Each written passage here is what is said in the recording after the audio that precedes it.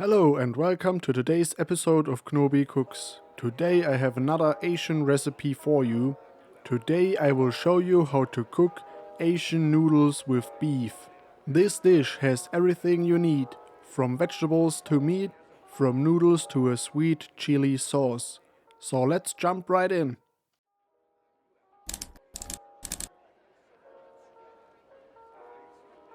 If you enjoy my content, please consider leaving a like and subscribing to my channel.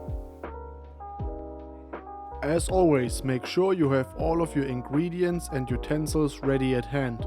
Maybe clean out your peppers beforehand and clean your carrots and cut away their stems. This way you can power through vegetable after vegetable, which makes the cooking process a whole lot easier. First, we will take care of our onions, though this time around we won't dice them. For this dish I found out that quartered onions truly work best.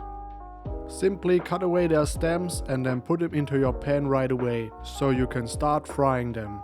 And once the onions are frying, we can more easily separate the different onion skins. After that, take your garlic and dice it. Here I leave it up to you whether you prefer smaller dices or larger dices.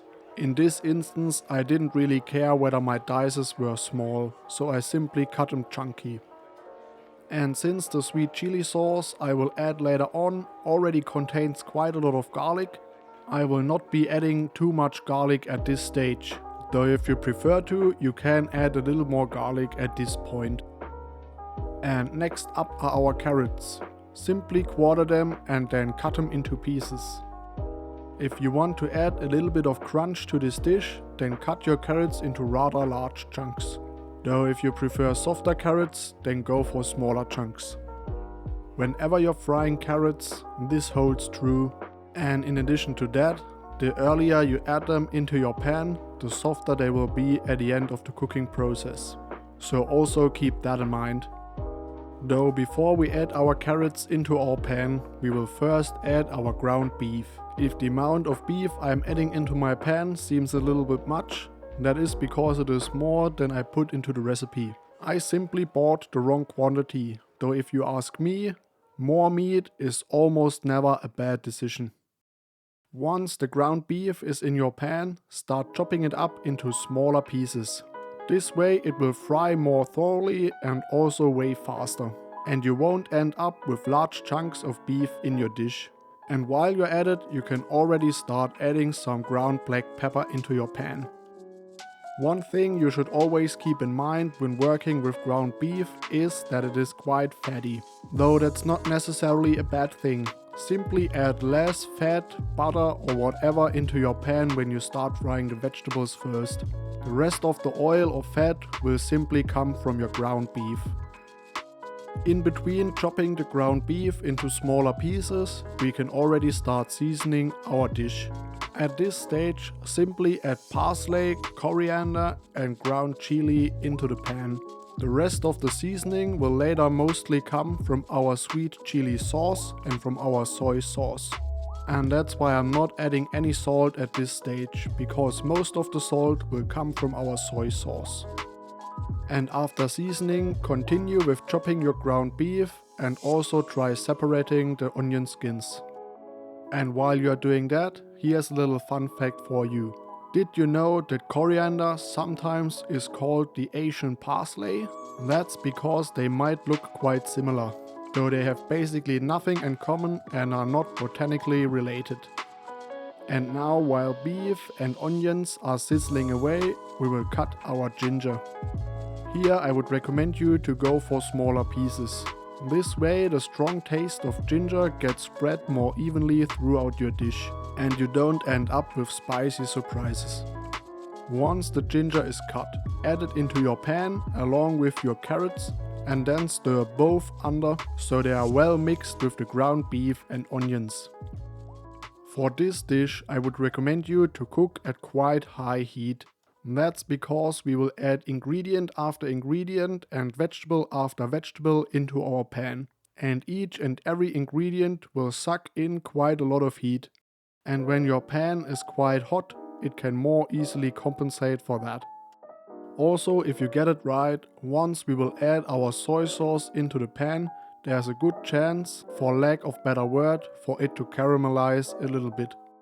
Okay, but I'm getting ahead of myself. We still have some ingredients to cut, such as our red peppers. Here, take your red peppers, halve them, cut them into strips, and after that, simply dice them up. If you want the peppers to stay more fresh, succulent or juicy, then go for larger chunks. Though if you want them well cooked, then go for smaller chunks, or simply add them into the pan at an earlier stage. I won't add my red peppers into the pan right away. I will let my other ingredients sizzle along for a little bit longer.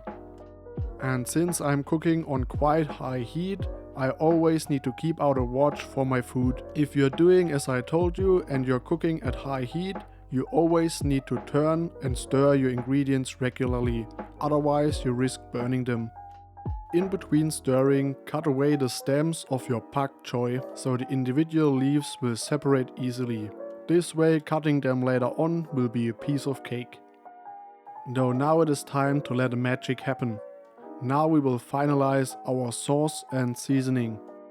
First, we will add a good swig of soy sauce into our pan, and then we will mix it with the other ingredients. After that, let it sizzle for a little while. After that, add the sweet chili sauce you like most to the other ingredients. Mine is more on the sweet side and not that hot or spicy. As you can see, I'm using the Flying Goose brand, which is a product from Thailand. There's another sauce I can recommend you, or at least one I can get in Germany, which is called Lian Ying sweet chili sauce, which is also very tasty. The only real difference between them is that the Flying Goose brand sauce still has chili and garlic chunks in it, while the other is way smoother. Though take whatever sweet chili sauce you like most. Maybe these brands aren't available in your country. Maybe you have a way better sauce. Maybe you prefer a spicier or hotter sauce, etc, etc. I'm sure you will find something to your liking. And now we are nearing the end rapidly. We only have a few additional ingredients we need to add into our pan. Two of which are our mung bean sprouts. You can also use soy sprouts if you can get your hands on them. And of course our red peppers. Simply add them both into your pan and then mix them under. Sadly, this time around my Asian supermarket didn't have fresh soy sprouts available. That's why I always keep some fallback preserved sprouts in my pantry. Though if you can get your hand on fresh sprouts, I would highly recommend you to use them.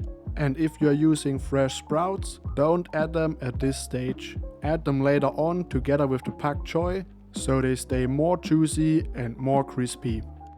For me, there are now only two ingredients left which I need to add into my pan, which are my Asian noodles, and that's why I will make sure at this point that my noodle water is hot and boiling, and of course my Pak-Choi.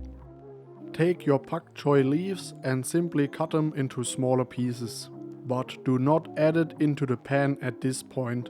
Even though Pak-Choi is a kind of cabbage, it is quite leafy and will get limp very fast once you have put it into your pan. And that's why you should save it until the end, just like fresh soy sprouts, so it stays crispy and nicely green. For me, both soy sprouts and Pak-Choi are simply some of the best Asian ingredients to add into a fried noodle pan. With the Pak-Choi now ready, I can start cooking my noodles. Here I'm using some kind of Asian style egg noodles, though I'll leave it up to you which kind of Asian noodles you want to use for this dish.